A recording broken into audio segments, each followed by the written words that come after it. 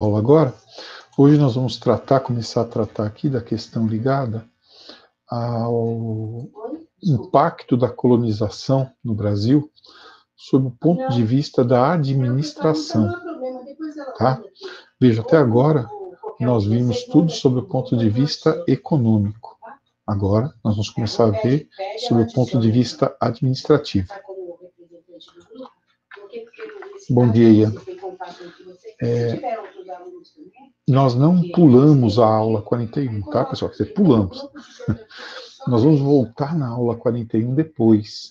Aí essa aula 41 vai ser dada como um elemento para complementar a parte econômica e administrativa, tá bom? Então tem capitanias gerais, depois tem governo geral e finalmente capitanias hereditárias, governo geral e daí a sociedade colonial. Aí a gente volta lá na aula 41. Só uma inversãozinha aí na ordem das aulas para ficar melhor, para vocês aprenderem, tá? Bem, eu vou compartilhar a tela para a gente poder trabalhar junto com a apresentação aqui. Você quer passar ou pode passar alguma informação? Você pode colocar pelo chat também. Bem, agora que nós estamos compartilhando a tela, eu vou abrir a apresentação, que é Você também está no grupo lá? Esta aqui. Pronto. É essa mesmo? É. Ó, nós vamos começar então corrigindo os exercícios da aula número 40, tá? Da aula anterior lá, tá? Página 319. Ô, professor, aí tá a aula 41. Mas é 40, eu errei. Eu erro muito, sabe? Ah, tudo bem. Vou por 40 aqui. 40, né? Que fala sobre o ciclo do açúcar e tal. Então, começando aí a leitura, coloquem, por favor, na página 319, né? Tá bom? Vamos lá. Então, é um exercício de múltipla escolha que fala... Professor, a aula 40 você já corrigiu, a aula 41 que... Pera aí um pouquinho, pera aí. Deixa eu aumentar um pouco o volume. Fala de novo. O professor, a aula 40 você já fez. Esse aqui é 41, passada, então. você já deu a aula e corrigiu os exercícios. Esse daí é 41 tá. mesmo, provavelmente.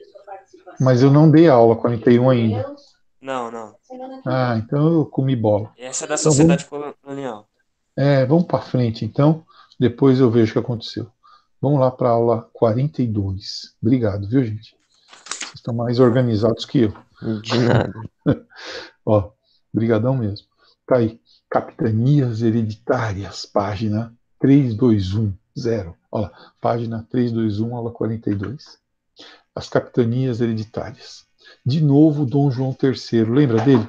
Dom João III foi aquele cara que trouxe o açúcar aqui para o Brasil, foi o cara que tentou organizar a colonização, foi o cara que criou também toda a estrutura do pau-brasil aqui. Ele tenta agora colonizar, né? Trazer, garantir, aumentar a presença do Estado português aqui no Brasil. Daí ele cria as capitanias hereditárias. Capitanias porque quem recebia a capitania era o capitão donatário. Hereditárias porque ele podia passá-la para os seus descendentes através de herança, né? Através de herança, tá? Por isso capitanias hereditárias. Portugal era um estado pequeno, né? Portugal não tinha condições de colonizar por sua conta e risco, né? Enquanto governo, todo o território brasileiro. Não tinha como. Então, ele parte para a ideia de terceirizar a colonização, quer dizer, entregar para elementos da pequena nobreza portuguesa, né? Nobres que não tinham muito dinheiro, porque a nobreza que tinha mais dinheiro estava na corte. O outro extrato da nobreza, a nobreza guerreira, né, estava lucrando muito lá com as Índias. Então era um pessoal ali que tinha se tornado nobre há pouco tempo e tal, que vai pegar essas terras aí. Porque era um negócio arriscado. É que nem eu dizer para você, ó, eu vou te dar um lote de terra. Onde? Em Roraima, no Acre. Vai lá, tá lá te esperando, né? Assim, vai precisar de dinheiro, de condições para desenvolver aquilo lá. Tá? Esse sistema, de novo, né, igual a cana-de-açúcar, já tinha sido desenvolvido antes nas áreas coloniais portuguesas nas ilhas do Atlântico, na Ilha da Madeira, na Ilha dos Açores, e tinha dado certo. Mas lá é menor do que Ribeirão Pires, é menor do que, sabe? Então, outra coisa é você fazer um empreendimento desses numa área que só de costa tem 8.000 quilômetros, né? Mas vamos lá, ele tentou fazer, tá? Geralmente quem tenta é criticado, né? Mas é melhor do que quem não tenta nada, né? Vejam lá, ele vai dividir então o território português que havia sido determinado pelo Tratado de Tordesilhas, né, de 1496, em 15 donatarias, em 15 grandes áreas para 13 donatários, que teve donatário que pegou duas, né? E teve uma capitania, a capitania lá de Salvador, que ficou para a coroa, né? Inclusive vai ser lá que ele vai pôr o governo geral depois. Pois bem, essa pequena nobreza, que não tinha tanto dinheiro assim para poder fazer esse desenvolvimento, começa a vir para cá. Lá em Portugal ainda, nós temos dois grandes documentos que definem direitos e deveres dos donatários, tá? Dos capitães aí, né? Chamados Capitães do Brasil. Tem um livro com esse nome muito legal do Eduardo Bueno, né? Os Capitães do Brasil, falando sobre esse pessoal das capitanias aí. Bem, um dos documentos era o foral, que tinha todas as obrigações dele, basicamente, né, defender a costa, tá? Enfim, defender a costa, recolher o quinto aqui é aquele tradicional imposto português, né? 20% de tudo que fosse arrecadado, né? Prestar contas à coroa portuguesa, tá? O donatário tinha muita autonomia, mas também tinha que prestar algumas obrigações para a coroa portuguesa, tá? Os direitos dele, então aqui no foral, eram os deveres, né? E os direitos eram estabelecidos pela carta de doação, tá? Então, o donatário, o cara que recebia as capitanias, podia escravizar índio durante um período, porque depois a igreja não vai mais permitir. Ele podia defender o território, isso aqui é ao mesmo tempo obrigação e direito, então ele podia comprar armas, arrumar soldados, etc. Fundar povoados e distribuir terras, né? As terras em grande quantidade, né? As chamadas sesmarias, terras a perder de vista, né? Inclusive, nesse tempo, havia a noção das chamadas fronteiras faladas, quer dizer, até onde a sua vista alcança te pertence, né? A partir de um certo ponto determinado pelo donatário. Um cara que nem eu estava ferrado, porque eu sou meio cego, né? Então, alguém que enxergasse bem. Bom, enfim. E, finalmente, aplicar a justiça. Inclusive, esse aplicar a justiça é condenar à morte, menos que se for nobre, né? Se for nobre, não. Tá? Se for cavaleiro, que anda a cavalo, não pode ser condenado pelo donatário. Ele tem que ser julgado lá em Portugal. Tá? Então, ele era aprisionado aqui, algum nobre, algum rico que cometesse algum delito, que fosse acusado, aí ele era mandado para Portugal. Os pobres, né? Os pobres, que são os peões, né? Que andam a pé, esses aí eram julgados aqui mesmo, pelo donatário, ou por alguém que ele determinasse, tá? Bem, esse sistema, então, gerou isto aqui que nós estamos vendo. Isso aqui é um mapa da época, né? Trazendo aí as donatarias, todas aqui a linha de Tordesilhas, ó. Aqui a linha de Tordesilhas.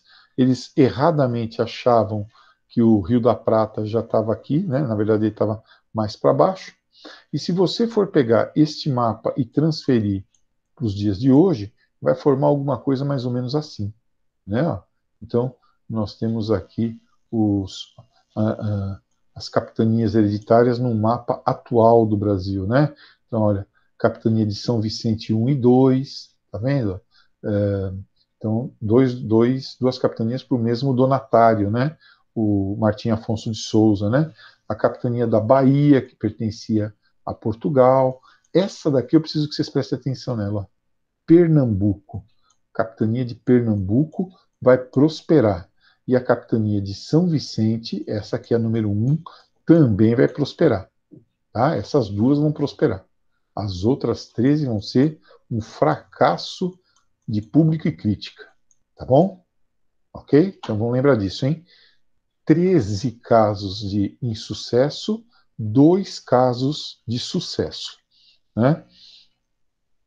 Aqui é uma carta, né, de doação, ó, mostrando aí as divisões, né, aonde começa, aonde acaba, os rios, né, que tem na área, para o camarada poder saber onde começa a capitania dele, aonde acaba, onde começa a do outro. Então, essa aqui é uma carta de doação, né, lá de Portugal, tá? Dos arquivos, né, portugueses. Muitos fracassos e poucos sucessos. 13 fracassos. Por quê? Primeiro, os donatários não estavam nem aí, né? Olha, vamos lá para o Acre que é legal. Ah, vai você, mano. Eu vou lá fazer o quê? Gastar meu dinheiro? Ficar pobre, né? E muitos deles, realmente, que tentaram essa aventura, acabaram empobrecendo enormemente, né? Muitos morreram aqui no Brasil, tá? Outros perderam fortunas deles e dos investidores. Tá? Então, percebendo isso, muitos deles nem se arriscaram, olha, majestade, né? Obrigado, mas eu não estou afim, não. Outros donatários simplesmente não tinham dinheiro suficiente para bancar, né? Não tinham fôlego para bancar o processo de colonização, né? Via capitanias hereditárias. Então, é a descapitalização. Eles tinham até dinheiro para o investimento inicial, mas não tinham dinheiro para continuar bancando esse processo. Os índios, que não tinham nada de bonzinho, não, principalmente quando você tentava escravizá-los, né? Naturalmente, eles partiam para cima dos colonizadores. Franceses e ingleses, né? Teve até inglês que ficou saqueando Recife, Santos, né? Os franceses tentaram se estabelecer aqui, tá? Então, ataques estrangeiros. Muitos colonos brigavam entre si, né? Por questões financeiras, fiscais, por treta que eles já traziam lá de Portugal, tá? Em vez de se unir, eles brigavam, né? E alguns lugares simplesmente não nascia cana-de-açúcar, não tinha ouro, não tinha nada. Tá? Tinha a riqueza da terra, sei lá, tinha peixe, tinha água, tinha árvore, mas nada que interessasse ao comércio colonial. Tá? Então, por isso, muitos fracassos que acabaram até levando ao abandono desse sistema, né, que foi depois substituído pelo sistema do governo geral, que nós veremos na próxima aula. Bem, vamos ter aqui 2 casos de sucesso, 2 cases, né, como se diz hoje em dia. Um deles em Pernambuco. O donatário de Pernambuco, Duarte Coelho, ele conseguiu um apoio extraordinário dos holandeses. Olha que esperto. Ele foi lá na Holanda, né, negociou com a Companhia das Índias Ocidentais o investimento dos holandeses no negócio do açúcar e conseguiu que eles investissem aqui, tá? E vendia para eles o açúcar para os holandeses, que depois já refinavam via Portugal, né, porque tinha um monopólio, que refinavam esse açúcar e distribuíam na Europa. Pernambuco, com o seu solo fértil, como nós já vimos, o clima tropical litorâneo, um monte de coisa boa, né? E a outra capitania que fez sucesso foi a capitania de São Vicente. São Vicente. Por quê? Lembra que o Martim Afonso de Souza era brother, né, amigão do rei Dom João III. E o rei Dom João III conseguiu muitos investidores aqui para São Vicente. Quando a gente fala em capitania de São Vicente, pessoal, volta o mapa aqui, ó. Ela incluía, naquela época, a capitania de São Vicente, incluía o Rio de Janeiro, tá? Então foi aqui no Rio e em Santos e tal que foi foram criados os engenhos.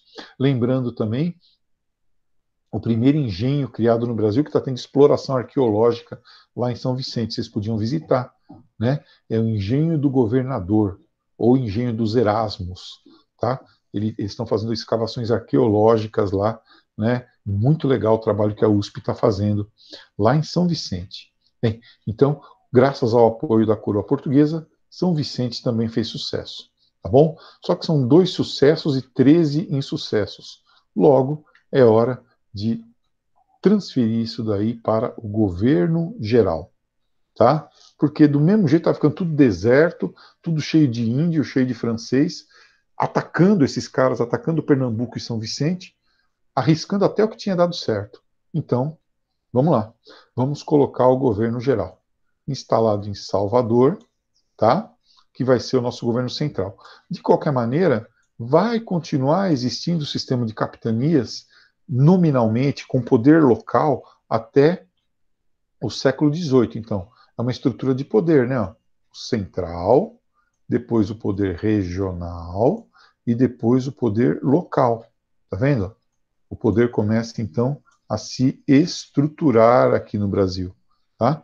Poder regional nas capitanias e o poder local nas câmaras municipais, em que os homens bons, os latifundiários, os fazendeiros locais, né, os ricos locais, muitas vezes entravam em conflito até mesmo com os donatários. Tá? Então nós passamos a ter aí também conflitos internos envolvendo os homens bons que queriam mais autonomia e os capitães e o pessoal do governo central que queria algum tipo de centralização.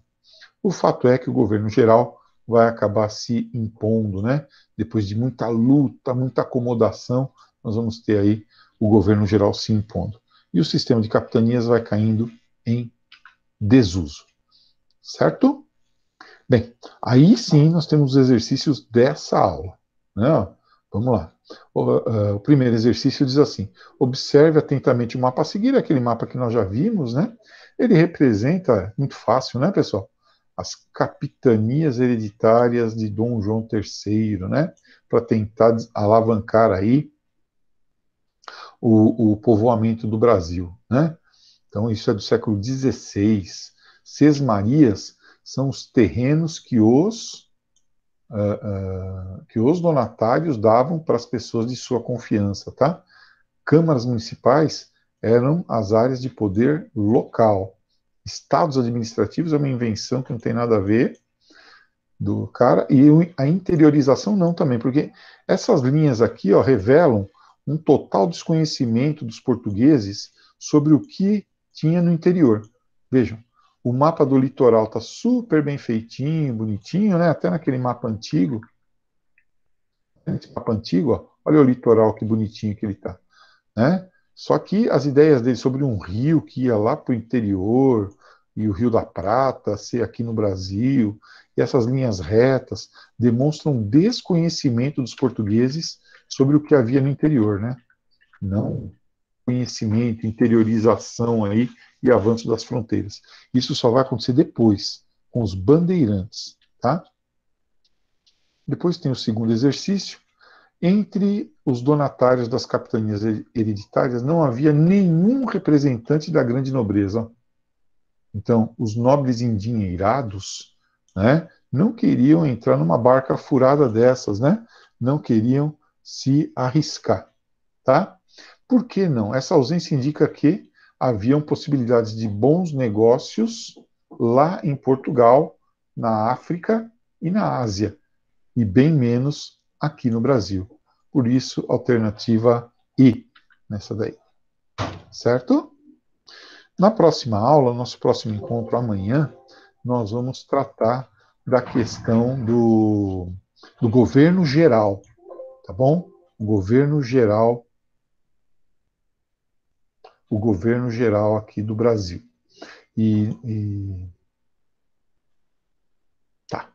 O governo geral do Brasil. E não vamos tratar ainda da sociedade colonial.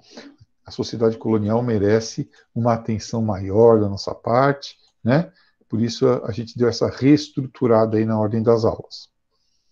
De hoje para amanhã não precisa fazer resumo, nem exercício, não tem lição. Amanhã eu vou pedir, tá? Amanhã eu vou pedir alguma coisinha, mas hoje ainda não. Alguma pergunta? Dúvidas? Ameaças? Não, professor. Então tá bom, pessoal. Namastê. Obrigado. Até amanhã. Fiquem com Deus. Tchau, prof. Até amanhã. Tchau, tchau. Amanhã, professor. Até. Tchau. Tchauzinho.